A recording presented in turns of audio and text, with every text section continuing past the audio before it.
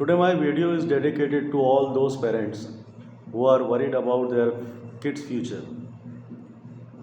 ये मेरा वीडियो उन पालकों के लिए है, उन पेरेंट्स के लिए है जो अपने बच्चों के लिए कहीं ना कहीं चिंतित हैं। आप अपने बच्चों को स्कूल कॉलेजेस भेजते हैं और निश्चिंत हो जाते हैं कि मेरा बच्चा स्कूल में कॉलेज में शिक्षा प्राप्त कर रहा है, पर आपको नहीं लगता कि जिस तरह से स्कूलों में कॉलेजों में बच्चों का समय ख़राब किया जा रहा है, उससे इन बच्चों के लिए एक बहुत बड़ी समस्या पैदा होने वाली है। इन बच्चों को पढ़ाई तो कराई जा रही है।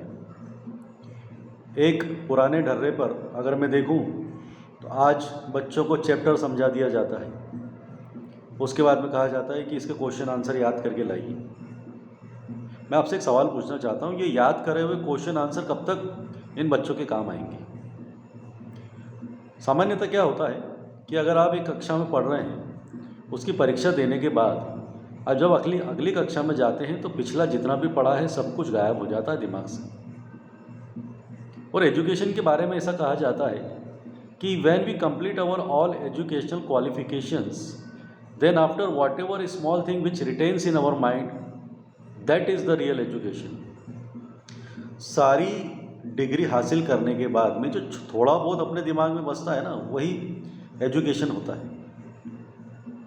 जब हम पीछे पलट के देखते हैं कि हमने जीवन में इतनी कक्षाएं पढ़ी हैं, इतने टीचरों से पढ़ा है, और उस पढ़ाई का निचोड़ हम 3 मिनट में भी नहीं बता पाएंगे कि 3 मिनट में सारी चीज़ें अगर मुझे बताना हो कि मैंने क्या पढ़ा है तो मैं नहीं बता पाऊँगा। क्या होता है दोस्तों, जब एक बच्चा होता है, उसकी उम्र जब 3 या 4 साल की होती है, तब उसके सपने बहुत बड़े होते हैं। आप उससे सवाल पूछिए तो वो कहेगा मुझे एयरफोर्स पायलट बनना है। जब वो बच्चा बड़ा होता है, कक्षा 8वीं 9वीं में जाता है, तो उससे पूछा जाता है तो वो कहता है कि मैं डॉक्टर बनूंगा या इंजीनियर बनूंगा। और जब बच्चा ग्रेजुएशन पास कर लेता है तब उसके सपने ये होते हैं कि मुझे 20-25 हज़ार रुपये की कहीं नौकरी मिल जाए तो मेरा जीवन गुजर बसर हो जाएगा। तो बचपन से लेकर जब वो पढ़ाई पूरी करता है, वो इतना ज़्यादा डीमोटिवेट हो जाता है और अपने आप को इतना कम आंकने लगता है कि वो हर चीज़ के लिए सहमत हो जाता है। आज परीक्षा के नाम पर बच्चों से रट्टा पढ़वाया जाता है। आप खुद समझिएगा, जब भी बच्चे की परीक्षा आती है वो 15 दिन 20 दिन पहले सीरियस होता है। पूरे साल भर तक वो कुछ नहीं सीखता है। वो सीखने के नाम पर क्या है, कविताओं की 4 लाइन सुन ली, कुछ सवाल हल कर लिए, कुछ निबंध याद कर लिए, और बस परीक्षा में नंबर प्राप्त हो गए, माँ बाप भी खुश, बच्चे भी खुश, स्कूल वाले भी खुश, अगले साल फिर वही फीस भरो और जीवन यूं ही चलता रहेगा।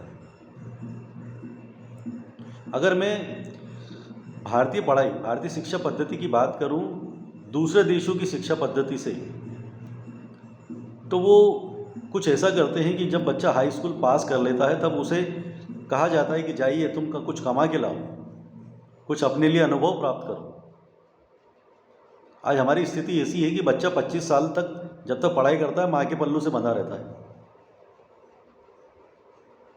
आप अगर उसे 25 साल के बाद में कमाने के लिए भेजोगे तो रहेगा तो नो सीखिया ही। पढ़ाई तो की है लेकिन स्किल डेवलपमेंट के नाम पर वो ज़ीरो है। एक सिविल इंजीनियर अपनी डिग्री हासिल करने के बाद में ठेकेदार के पास जाता है और ठेकेदार से पूछता है कि बीम और कॉलम क्या होते हैं। तो इस तरह की पढ़ाई से किसी का भला होना है? सब लगे हुए हैं नंबर प्राप्त करने में, एक अंधी दौड़ लगी हुई है, न जाने कहाँ जाके जीतोगे। स्कूल में टॉपर्स हैं, कॉलेज में टॉपर्स हैं, कमाई के नाम पे ज़ीरो। एक लड़का 5वीं फेल हो जाता है, उसके बाद में वो स्क्रैप की दुकान डालता है, घासलेट की दुकान डालता है, चलाता है। लोग उसके बारे में न जाने क्या क्या कहते हैं, पढ़ाई छोड़ दी। आज उसके 4 बंगले हैं और आज तुम शुरुआत करते हो 20,000 25,000 रुपये से और अपने आप को बहुत बड़ा अधिकारी समझते हैं। सबसे बड़ी दिक्कत है कि डायरेक्शन दिखाने के लिए, डायरेक्शन देने के लिए कोई है ही नहीं। गिनती के कुछ कोर्स हैं जिन्हें बच्चे करना चाहते हैं, या तो इंजीनियर बनना है, डॉक्टर बनना है, आईएएस बनना है, आईपीएस बनना है, उसके अलावा लोगों को पता ही नहीं करना क्या है।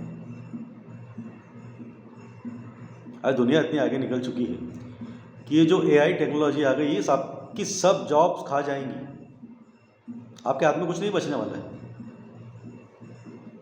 एक समय था जब 100 लोग मिलकर एक काम करते थे, उस काम को एक मशीन कर रही है, उस मशीन को चलाने वाला व्यक्ति भी बेरोजगार हो जाएगा।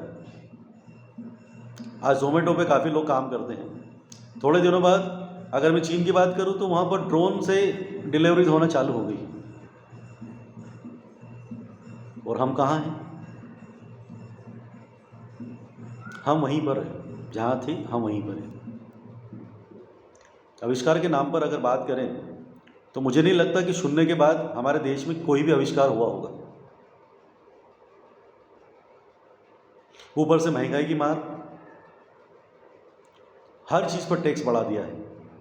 आज किताबों पर 18% जीएसटी लगता है। पिछले कई सालों से नहीं हुआ है। शिक्षा इतनी महंगी हो चुकी है कि 50,000 1 लाख रुपए से कम तो कोई फीस ही नहीं लेता है। ऊपर से बच्चों के भविष्य की चिंता। बच्चों को पढ़ाना भी एक तरह से ईएमआई भरने जैसा हो गया है। बस की फ़ीस भरो, परीक्षा फ़ीस भरो, एग्ज़ाम फीस, एग्ज़ाम के लिए अलग से तैयारी करवाओ, ट्यूशन लगाओ। और स्कूलों में क्या होता है, बच्चों को प्रोजेक्ट दे दिए जाते हैं, जाइए प्रोजेक्ट बनाइए। प्रोजेक्ट एक्चुअल में होता ये है कि बच्चों का सिर दर्द ना होते हुए माँ बाप का सिर दर्द हो जाता है।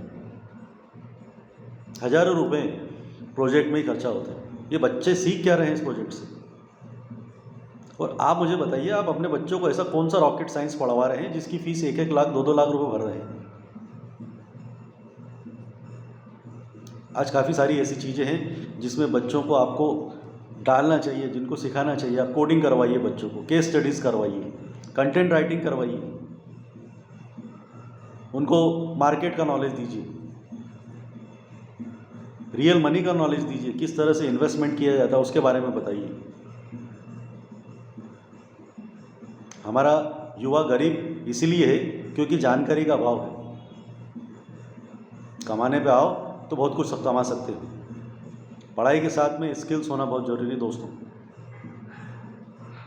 इसी बात को मद्देनज़र रखते हुए मैं कुछ इस तरह की क्लासेस यहाँ पर शुरू करने जा रहा हूँ जिससे वाकई में स्किल डेवलपमेंट्स होंगे। कम्युनिकेशन स्किल्स की बात करता हूँ तो वो मैं हमेशा सिखाते आ रहा हूँ, लेकिन कुछ गवर्नमेंट जॉब्स के लिए जिन बच्चों को अंग्रेजी पढ़ने में समस्या आती है उनके लिए मैं क्लासेस स्टार्ट करने जा रहा हूँ।